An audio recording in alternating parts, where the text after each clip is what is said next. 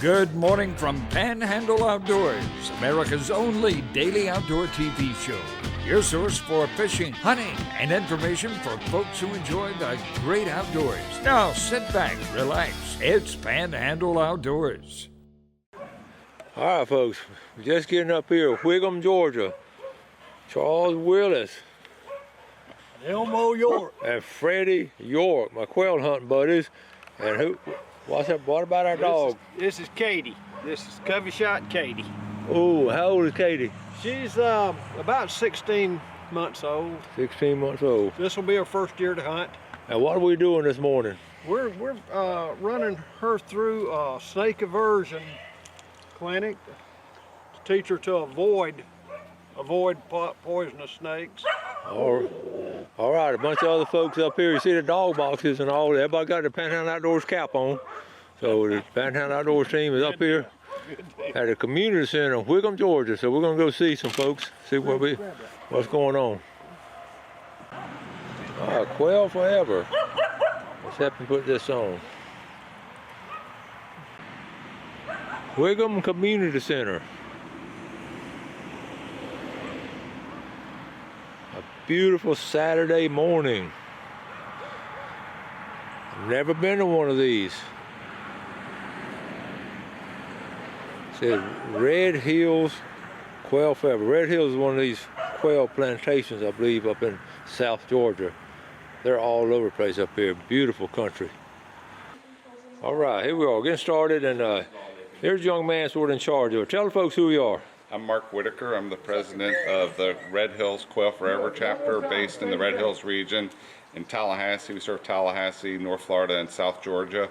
We're hosting a snake aversion clinic for dogs today up in Whigham, Georgia. It's an annual outreach we do to offer the service to people that want to get their dogs basically snake broke. Well, this is exciting. I've never been to one of these. We're excited to come up here and film it. And so tell us sort of basically what y'all do. Basically, we have a partnership with Jason Clark from Snakes R Us, and he is the snake expert. And they set up some pens, and they put a control cage with nothing in it. Then they put out a cage that has a rattlesnake in it. And then they set another cage that has a copperhead and a cottonmouth in it together. And they take the dogs around to see if they will acknowledge. First they go to the control cage, which is the empty cage. And then they go to the rattlesnake to see if the dog will acknowledge it.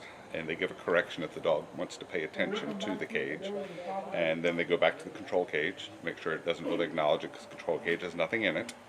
And then they go to the other cage with a copperhead and cottonmouth, see if it'll acknowledge it. And they give a correction if the dog acknowledges it.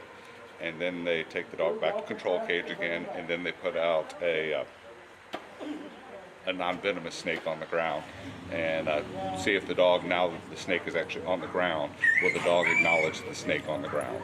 Wow. And they don't want them to acknowledge it. They want you to basically put you between the dog and the snake. They don't want the dog to pay any attention. And it's a good way. Many times it takes several times through the clinic for dogs to get it. Yeah. But if it's successful, they will never want to pay any interest in anything that looks like a snake or smells like a snake. That is awesome. What age dogs do y'all bring in?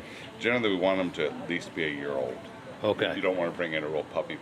Yeah. It helps if they have been exposed to an electronic collar before, so they understand. This relationship is supposed to be between the snake and the dog, not the handler of the dog. Okay. To be effective. That is awesome. And the older dogs learn too? Older dogs, yes, it doesn't hurt. You can't teach an old dog a new trick. You can. You can. Thank you so much. Yes, sir. Thank you.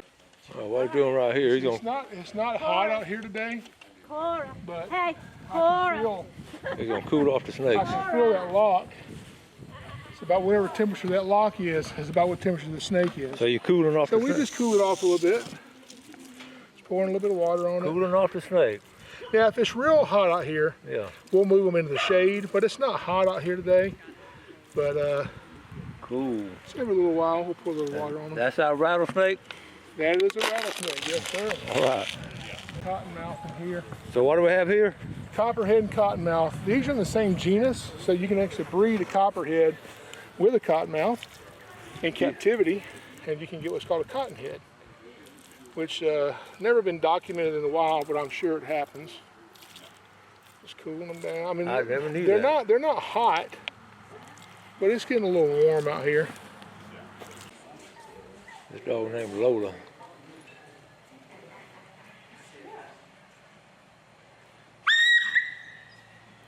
Again, same thing.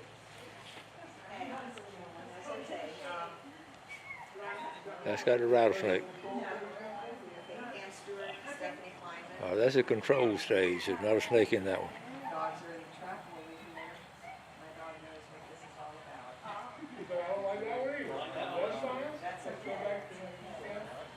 All right, now go back to the rattlesnake.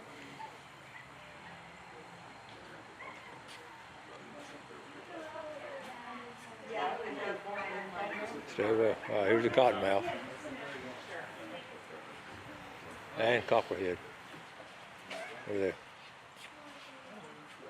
Staying away. Yeah, we saw I think Roxanne and Susan just finished.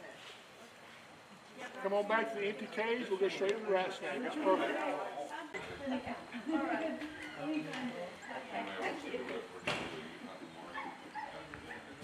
you ready? I'm ready. As close as you can go.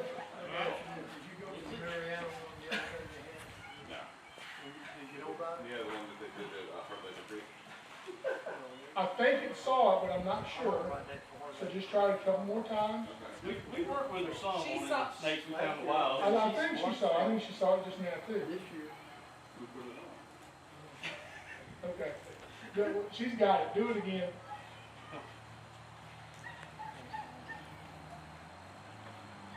No, she knows what she's doing. Okay. Oh, good deal. He's got his foot up too. Mm-hmm. He smells it.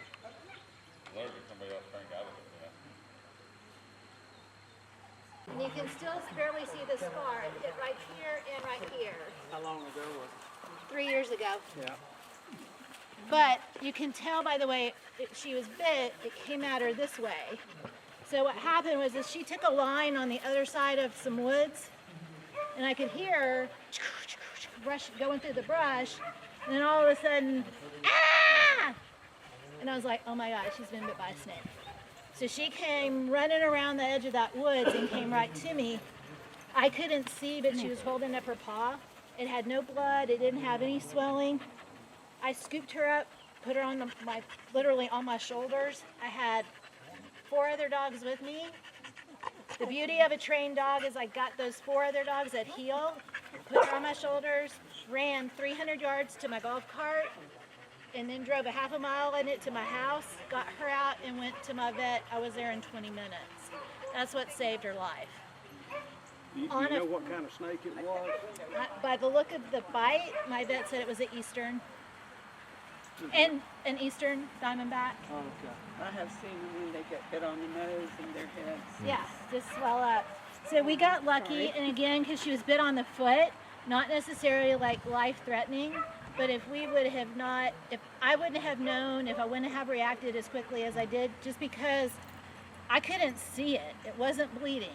There was no swelling. But the way that she screamed and the way she came straight to me, I figured, okay, this ain't right. This is snake bite. I'm on my way to the vet. Err on the side of caution. not Absolutely. Absolutely. Here we have copperhead.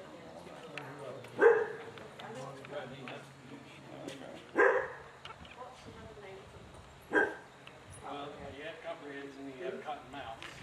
I think he's got both in the box.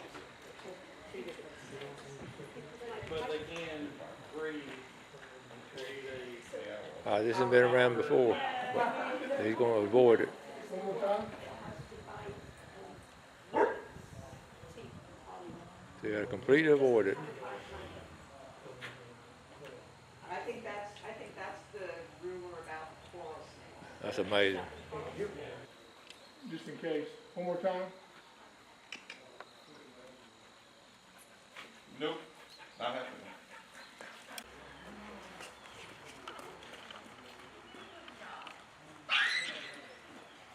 Again.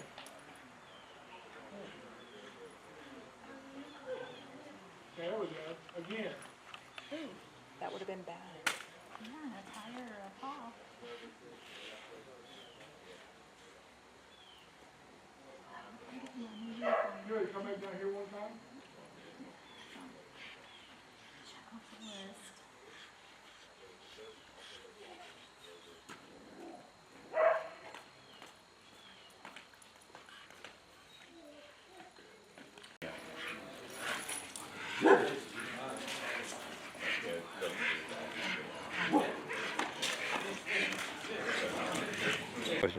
Okay, tell us your name. Roxanne Campbell. I live in Havana, Florida, and I raise German Shorthair Pointers. Okay, and so how many dogs do you normally have? When I bring dogs to the clinic, I bring as many as I possibly can, and I invite my friends. Today I had 3 of my own dogs, and I brought a friend with me. So what's been your background all these years in dogs? You've loved them all your life? I've been raised with them. I grew up on a ranch in Texas. We did not have this kind of training back when I was younger, and of course my family lost a couple of dogs to Western Diamondback bites. But when I moved to Florida and started raising short hairs, I found snake training, and it really has helped. Not only has it helped change and save one of my dogs' lives, it has saved 3 of my friends' dogs' lives as well. Jason does an awesome job, and I would encourage anyone who has a sporting breed dog, working dog, anything that you do, that you have a dog that could encounter a snake, please consider this training. Check out the website. Jason is awesome. And again, as mentioned before, 2 seconds being stimulated to teach the dog that the snake is bad is a heck of a lot better than your dog dying in a vet's office. When I tell you to take your dog to the cage, what I mean is, as far as today, y'all are gonna play what I like to call the dumb dog owner, okay? Here's what I mean by that. You feel bad because you're leading your dog to a venomous snake, but today you don't know that. This is just where you want to go. As far as you're concerned, that's not a snake, that's a bowl of water and you want your dog to drink, okay? If your dog heels on the right and you're going to the snake, make sure the snake's not on your left, because you're leading you to the snake and not your dog. So wherever your dog is, lead your dog to the cage. These cages are double screened. You can safely touch them. Your dog can safely touch them. They're going to get bit through these cages, okay? I'm going to have you go through these cages over and over. You don't have to remember this. I'm going to tell you what we're doing as we're doing it. But let me tell you what I'm looking for. What I don't need you to do is praise your dog for doing something good. I don't need you to scold your dog for doing something bad. The reason is today's training is very different than the other training you're going to do. This training is not between me and your dog or you and your dog. It's only between your dog and the snake. And if it's not, this will not work, okay? Because when your dog is off leash, will it do things it's not supposed to do knowing you're not around? So your dog has to decide that it doesn't want the snake, irrelevant of what you want. This has got to be your dog's decision, okay? So what I'm looking for is, what people would like to see is their dog to see a snake, start barking as they run away from it, okay? That's not what we see dogs do. We see dogs do normally one of 2 things. Usually they'll put you in between them and the snake. They just get behind you, okay? Some dogs want so bad to please you that if you lead them to the snake, they'll go to the snake because you're taking them there, but they will not acknowledge it. They won't look at it. They won't do anything to it. They may even sit on it, but they won't look at it, okay? That's because you're taking them to it. Now, of course, we don't want your dog out in the wild somewhere to go sit on the snake, but you're not going to be leading it to the snake in the wild, okay? Know when a snake's there. Now, is everybody here on Facebook? Yes. If you are on Facebook, go and like the page called the National Veterinary Snakebite Support Group. You're going to see pictures of dogs being bit. Only people who post are veterinarians and specialists who specialize in envenomations. If your dog gets bit, they'll work with your veterinarian to help you get through this process the right way. Okay, we're inside the community center. This is a proclamation. You probably can't read it, from the governor of the state of Georgia. Whigham Rattlesnake Roundup Day. This is one of the original rattlesnake roundups in the area. And people, they don't do it much anymore, but people would bring these huge rattlesnakes up Alabama and Whigham, Georgia. The 2 places in the South known for the rattlesnake roundup. And this is the community center. Whigham, Georgia. Okay, this is Annabelle here. This is the second group, or third or fourth group. The first one.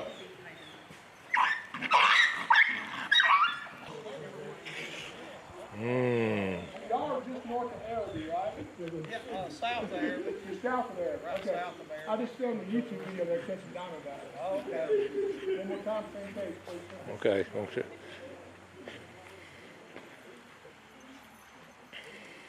Oh, I bet.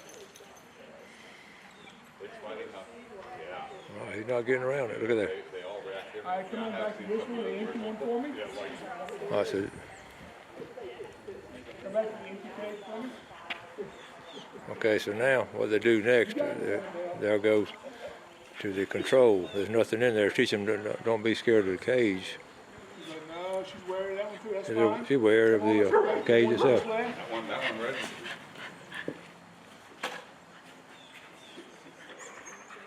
Now see how fast they learn on one. They don't go get close. They don't. Oh no, don't. Look at there. I'm gonna get close.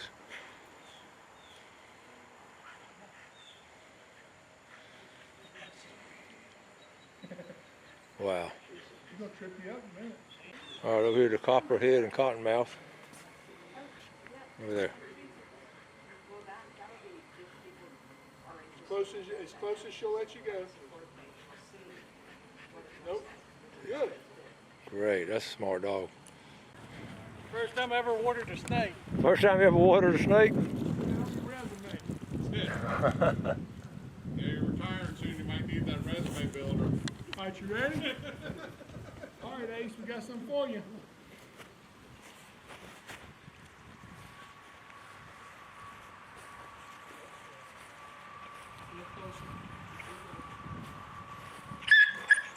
Uh-huh. Watering a snake. One more time,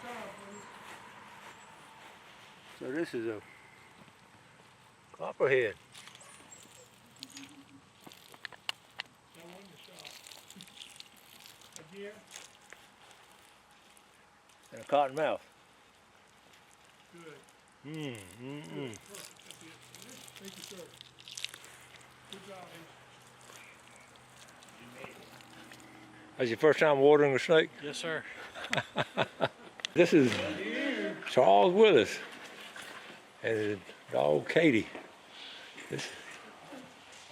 Hey, I do. I see you're on your page. Yes. Charles, are you excited? Yeah. You ready? What's your dog's name, sir? Katie. Katie, all right, go to that first empty cage for me. Okay. Come here. Perfect. Let's go to the next one. Oh, I gotta get this. Yes, sir. Yes, sir. There you go, ma'am. Thank you, sir. Yeah, we gotta get this.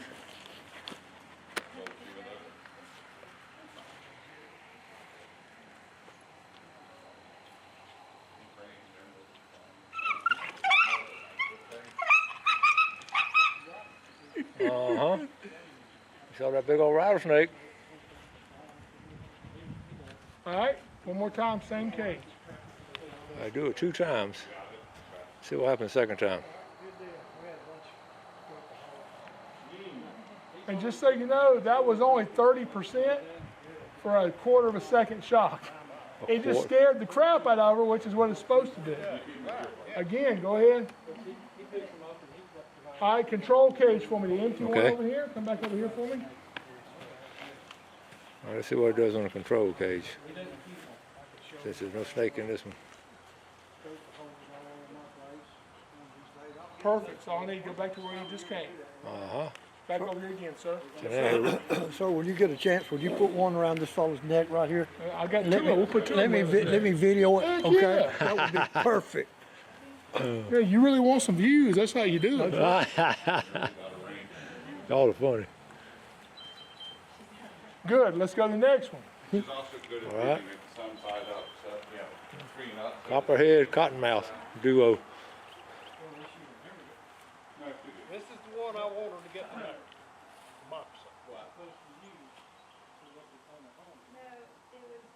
It was Carol.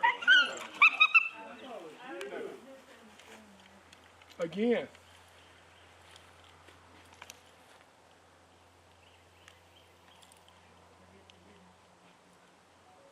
Go to the control cage, then come back. Went to control cage, nothing happened.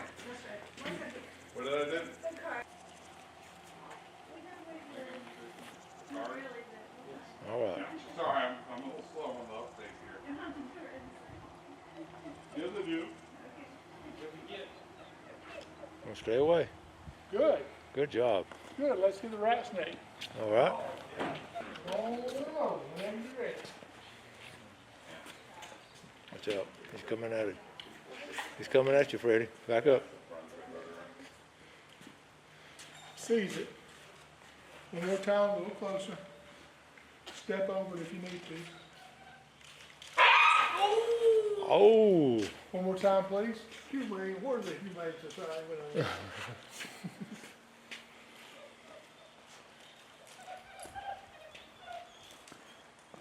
That's what We'll stay behind good. him. Good. Stay behind him. Look at that. Good.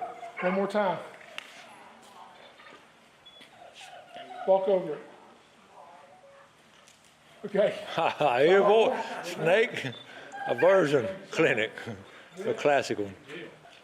Tell us Rat about snake, you're doing a good job that's too. a rat. That's your rat snake. That's an eastern rat snake, yes sir. All right.